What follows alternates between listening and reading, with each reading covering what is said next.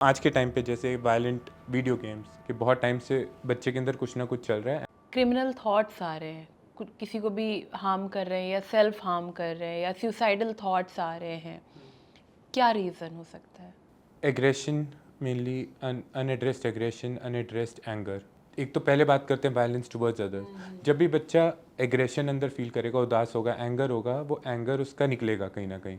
तो इधर violence towards others या violence towards one self. Violence towards one self को हम सुसाइडलिटी कहते हैं, वायलेंस टुवर्ड्स अदर्स को होमिसाइडलिटी कहते हैं। अच्छा।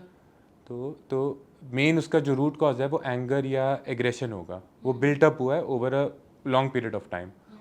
बहुत रीजंस हो सकते हैं, मल्टीफैक्टोरियल होता है, इसके बहुत कॉम्प्लेक्स इसके पीछे साइंस है कि बहुत टाइम से बच्चे के अंदर कुछ ना कुछ चल रहा है and at the spur of the moment या तो वो किसी और को हर्ट कर लेगा या फिर अपने आप को हर्ट कर लेगा।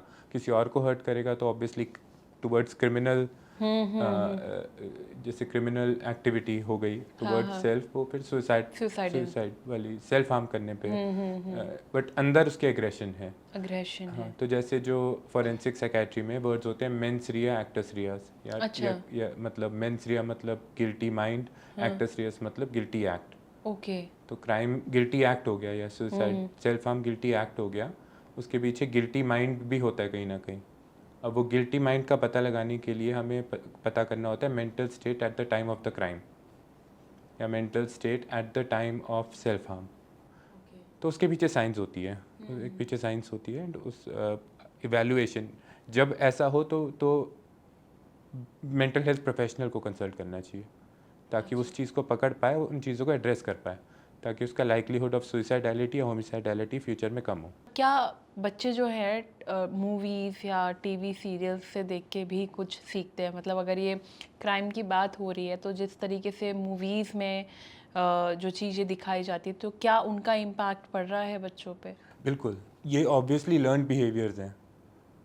एग्रेशन तो होगा, एग्रेशन तो सालों से हो रहा है, हज़ारों सालों से एग्रेशन आ रहा है, लेकिन वो एग्रेशन कैसे एक्सप्रेस हो रहा है ये उस टाइम की इन्वायरमेंट पे डिपेंड करता है या उस टाइम पे क्या पॉपुलर है। तो आज के टाइम पे जैसे violent video games, violent TV, violent music या फिर सेल्फ हार्म वाले क्यूज जो होते हैं जो सोशल मीडिया में बहुत अवेलेबल हैं कि अगर आप अंदर से एग्रेसिव फील करें, आपको बहुत एंगर है तो आप ये करें।